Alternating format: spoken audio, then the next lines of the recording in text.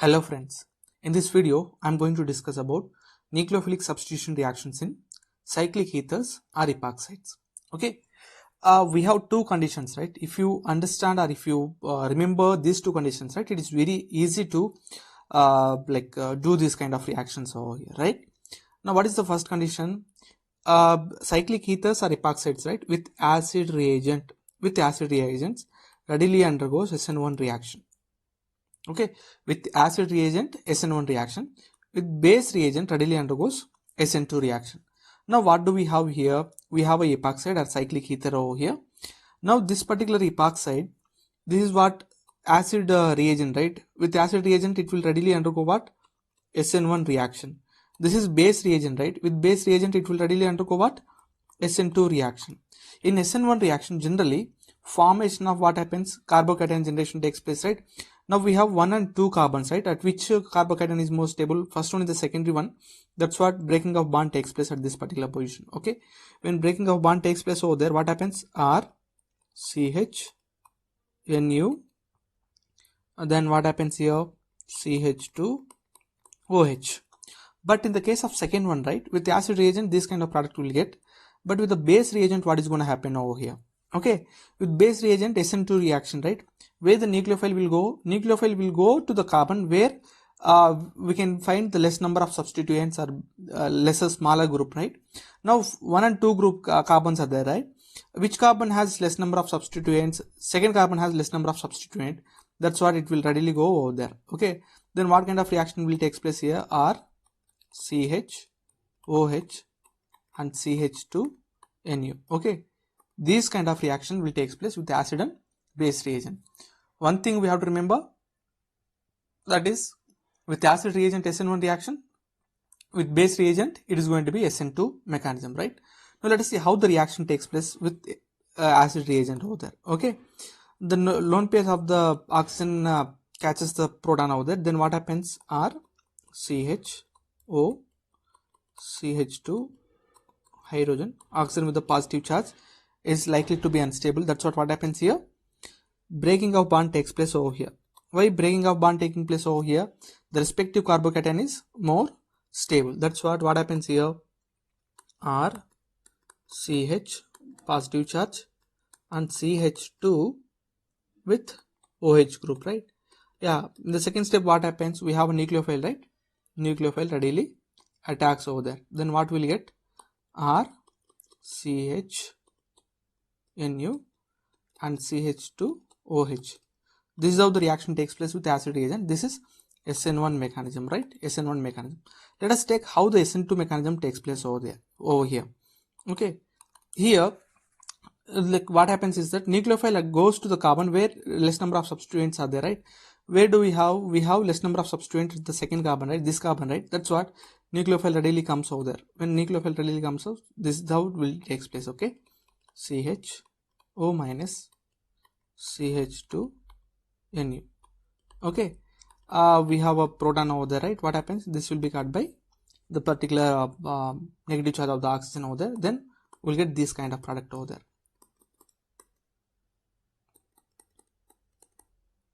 Got it? This reaction takes place according to SN2 mechanism, right? Nothing is there. Only one thing we have to remember, and which reagent, which mechanism is going to be for the reaction. That's only we have to remember in order to get the products over there, right? Now let us see here. It's a symmetrical one. Bond may break either side. Let us write the products over there. Okay. CH2 OH CH2. What is the nucleophile over there? OMe, right? OMe. This is the product over here, right? Now let us take over here. Now we have acid reagent, right? With acid reagent what happens? It undergoes SN1 reaction. With SN1 reaction means bond has to broken where the respective carbocation is more stable. This particular carbocation, the secondary carbocation is comparatively more stable. That's what we can expect bond breaking over there. That's what at this particular position what happens? This OH will come and attack over there. Okay, that's what we'll get here. We'll get CH3 COH and CH2 OH. Where is this one is there? This isotopic oxygen over there. Here bond breaking is taking place. That's what this isotopic oxygen with the last carbon. Okay, that's what over here. Okay, with base reagent, okay, this is the base reagent. What happens here? It undergoes what? SN2 mechanism. Where it will go? It will go to the carbon where less number of substituents are there, right? It will go over there. When it will go, this bond breaking takes place steadily here, right? Yeah, that is how the reaction takes place. Let me write the product. So here CH3 CHOH CH2 OET. Where is the what is this? Where is the nucleophile over there? Sorry, isotopic oxygen over there. Isotopic oxygen is over here. Okay, that is the difference between these two reactions. Now let us see some other reactions over here. What is this? We have a epoxide. This is SN1 reaction. This is SN2 reaction with base reagent, right? Let us see how the reaction takes place. Now, where carbocation is more stable, here is carbocation is more stable. This isotopic oxygen will come over there, right? That's what how this product is going to be. Let us see here. CH3 COH CH3 and CH2OH. Where is the isotopic carbon oxygen over here? Isotopic oxygen is over here, right? This is attacking over there, right? Because the respective carbocation is more stable at this particular carbon. But with SN2 mechanism, right, it is not going to be same as we have already discussed. It will go to the carbon where less number of substituents are there, right? This carbon has less number of substituents. That's what this bond breaking takes place over there. That is why what we'll get here. Yeah, let me write it over there. CH3 COH and what do we have? CH2. What is the nucleophile over there? OMe, methoxide, right? This is how the reaction takes place. Let us see some other reactions also. Okay, now what do we have? We have acid reagents, right? With acid reagent, what happens? It undergoes SN1 reaction. We have to find which reagent it is and what is the mechanism over there. Here, this benzyl carbocation is more stable. Tertiary benzyl carbocation is relatively more stable.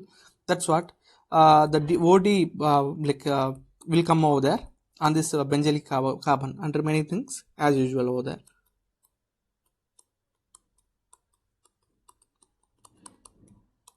OD and what is this? CH, OH and CH3. This is how the reaction takes place. Here also, this is again what? Acid reagent over there. Acid reagent. What happens here? This at this particular position, this bond breaking takes place. This carbocation is more stable. OD will come at this particular position because the respective carbocation is more stable. This is SN1 mechanism, right? SN1 mechanism. Okay. Let me write the products over there.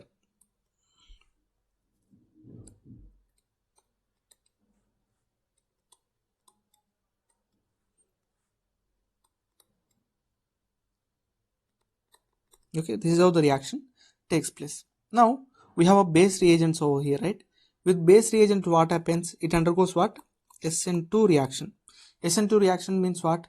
The incoming nucleophile comes in opposite plane of the leaving group, right? Let us assume this is the part where it is a symmetrical reagent, right? Either side it may come. If it comes over there, the incoming nucleophile will be on the plane, right? Because oxygen is below the plane. That's what the incoming group will be on the plane. OET on the plane. The oxygen will be on the same plane. This is how the reaction takes place. Here also the same thing. But what is happening here? Oxygen is on the plane, right? The incoming group will be below the plane over there. Let me take it something like this. What is the incoming nucleophile over there? OET, right? OET. And the oxygen will be on the same plane. That is above the plane. Okay. Here also the same thing. What is happening here? Incoming nucleophile attacks from the back because it is SN2 reaction, right? This is also SN2 reaction. Okay. What will get? 1,2-diaxial will get. 1,2-diaxial products will get. What is this one? OM. Okay. 1,2-diaxial means what? It is trans product. Okay. The same thing here also. When it attacks over there, this bond breaking takes place. And finally, what will be getting here?